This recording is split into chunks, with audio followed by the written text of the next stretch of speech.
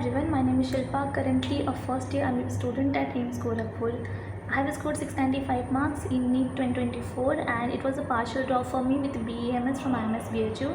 आप में से काफ़ी लोगों ने मुझसे कोरा और इंस्टाग्राम पे और यूट्यूब पे अपनी प्रिपरेशन स्ट्रैटेजी शेयर करने के लिए रिक्वेस्ट किया था. So here I am with the video. So let's start. So जब भी हम बात करते हैं पार्शियल ड्रॉप की तो पहला पॉइंट दिमाग में आता है टाइम का, क्योंकि टाइम बहुत लिमिटेड होता है, इसलिए बहुत ज़्यादा क्रूशियल हो जाता है ये वाला चीज़. इसलिए आप कभी भी अपना टाइम वेस्ट मत करें कहीं भी, और बहुत ज़्यादा सोच समझ के अपना टाइम कहीं भी इन्वेस्ट करें. हर एक सेकंड, हर एक मिनट आपके लिए बहुत इंपॉर्टेंट है. दूसरा पॉइंट आता है अटेंडेंस का. अटेंडेंस मैं कहूँगी ये डिपेंड करता है इंडिविजुअल पे, आपका कोर्स कौन सा है, कैसा कॉलेज है, अटेंडेंस क्राइटेरिया कितने स्ट्रिक्ट है, और आपकी लेवल ऑफ प्रिपरेशन कैसी है, और आपकी पर्सनल प्रेफरेंस क्या है, रिस्क टेकिंग आप किस हद तक करना चाहते हो, इन सब चीज़ों पर डिपेंड करती है. मेरा एडवाइस रहेगा कि आप क्लासेस को एकदम ही इग्नोर ना करें और एकदम उसमें घुस भी ना जाए. थोड़ा सा बैलेंस मेंटेन करने की कोशिश करें. थोड़ा बहुत आप क्लास जाते रहेंगे, क्लास में क्या चल रहा है, कैसी पढ़ाई हो रही है, कौन कौन से टीचर्स आ रहे हैं, थोड़ा बहुत आपको अगर आइडिया रहेगा तो it will help you later. क्योंकि आप कितनी भी अच्छे से प्रिपेयर कर लें, एग्ज़ाम डे पे क्या होगा, सिलेक्शन होगा नहीं होगा, ये ऑनेस्टली बात है, प्रैक्टिकल बात है कि हमको नहीं पता होता, हम इसके बारे में श्योर नहीं हो सकते. इसलिए थोड़ा बहुत भी आप क्लासेस जाते रहेंगे, अटेंडेंस थोड़ी बहुत ही सही मेंटेन रहेगी तो बाद के लिए आपको ईजी हो सकता है, जस्ट इन केस अगर आपका सिलेक्शन नहीं होता है.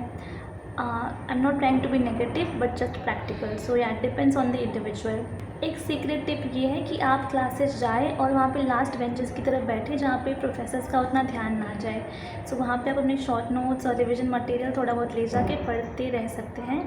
इससे क्या होगा कि आपकी अटेंडेंस भी मेंटेन रहेगी थोड़ी बहुत, और आप नीट का पढ़ भी पाएँ. जो थियरी क्लासेस होते हैं आप चाहो तो थोड़ा बहुत स्किप कर सकते हो, बट प्रैक्टिकल्स बहुत ज़्यादा इंपॉर्टेंट होते हैं, प्लस उनकी जो अटेंडेंस होती है ना वो ज़्यादा स्ट्रिक्ट होती है. सो आप कोशिश कीजिएगा कि थोड़ा बहुत आप प्रैक्टिकल्स अटेंड करते रहें. और मैं ये कहूँगी कि जो भी कॉलेज रिलेटेड स्टफ़ है, जो भी होमवर्क असाइनमेंट मिलते हैं थोड़े बहुत, आप वो कॉलेज में ही कंप्लीट करने की कोशिश करें. उसे हॉस्टल में ड्रैग करके ना ले जाएं. हॉस्टल में सिर्फ आपको जाके नीट का ही पढ़ना है. तो जो भी आपको ब्रेक्स मिलते हैं या थोड़ी बहुत लीजर क्लासेस अगर होती है तो उसका आप यूटिलाइज़ कीजिएगा.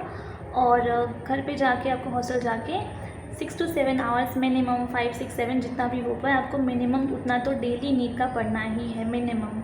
नेक्स्ट थिंग जो इम्पोर्टेंट होती है पार्शियल ड्रॉप में वो है कि आपको स्मार्ट वर्क करना है rather than hard work.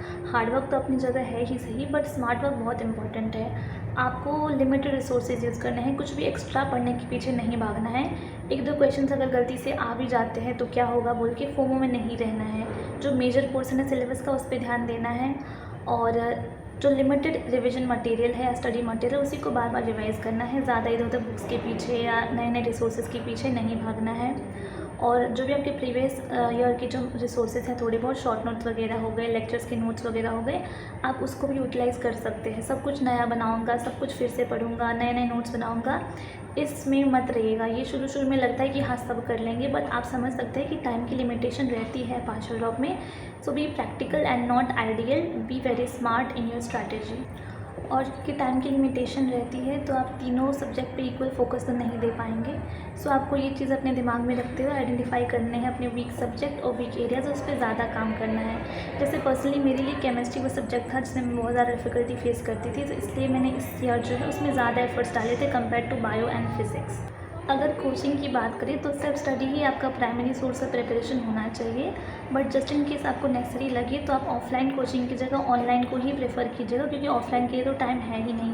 PW वगैरह गुड इनफ है, अच्छा उससे आप स्कोर कर सकते हैं अगर आप उसको फॉलो करें अच्छे से. और जो लंबे लंबे लेक्चर्स होते हैं ना उनको उस सब्जेक्ट के लिए या उस टॉपिक के लिए आप अवॉइड कीजिएगा जो आपको ऑलरेडी आता हो. जो नहीं आता है उस पर ज़्यादा फोकस कीजिएगा.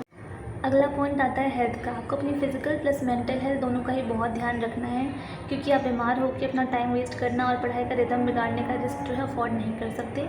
सो अपनी हेल्थ का बहुत ज़्यादा ध्यान रखिए. ये इंपॉर्टेंट बात है, काफ़ी लोग इसको नेगलेक्ट करते हैं, बट आप इस पर ज़रूर ध्यान दीजिएगा. आई वुड सजेस्ट कि आप नीट की तैयारी कर रहे हैं इस बात को जितना हो सके सीक्रेट रखिएगा, क्योंकि आप फालतू के जो प्रेशर एक्सपेक्टेशंस वगैरह होती है और सवाल होते हैं उससे बच जाएंगे, रिलेटिव्स के, फ्रेंड्स के या जो भी है, तो उससे आपकी थोड़ी पीस ऑफ माइंड मेंटेन रहेगी. अगला पॉइंट ये है कि आपको कॉलेज में जो भी फेस्ट वगैरह इवेंट्स वगैरह होते हैं, पार्टीज़ थोड़ी बहुत जो भी होती है सीनियर्स का, इन सब से दूर रहना है, क्योंकि इससे आपका इंपॉर्टेंट टाइम, वैल्यूबल टाइम किल होता है. और आई अंडरस्टैंड कि थोड़ा कैरिड अवे हो जाते हैं लोग कॉलेज जाके, बट उतना आपको सेल्फ कंट्रोल अपने ऊपर रखना पड़ेगा अगर आपको पार्शियल ड्रॉप के साथ नीट क्लियर करना है. अगला पॉइंट है कि आप अपने बैचमेट्स के साथ at least some of them maintain good relation with them, because वो आपकी बहुत हेल्प करते हैं, चाहे पढ़ाई रिलेटेड हो या प्रॉक्सी लगानी हो या फिर बाज़ार से कुछ सामान लाना हो आपके लिए, या आपको अगर उनमें से कोई तैयारी कर रहा है नीट की तो एक स्टडी कंपेनियन मिल जाएगा।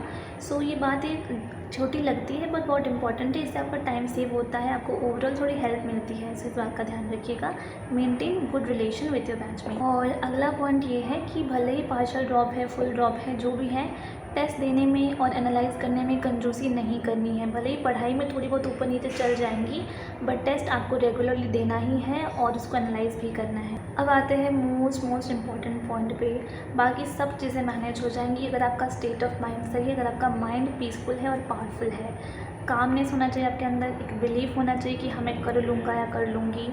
रिग्रेट्स नहीं होने चाहिए और फियर नहीं होना चाहिए। आई अंडरस्टैंड कि ये सब बहुत ही ऑब्वियस चीज़ें हैं, ये हो जाती है कि काश पिछले साल ये अच्छे से पढ़ लिया होता या पता नहीं आगे क्या होगा, but you have to overcome these feelings, तभी आप अपनी माइंड को पावरफुल रख पाएंगे, पीसफुल रख पाएंगे और अपनी पढ़ाई में ज़्यादा फोकस कर पाएंगे। Remember, everything you want is on the other side of fear, so don't let these things hinder your preparation and you have to go through this phase if you want that MBBS। इतनी चीज़ें मुझे important लगी है या मुझे समझ आया है, मैंने इसमें इंक्लूड करने की कोशिश की है।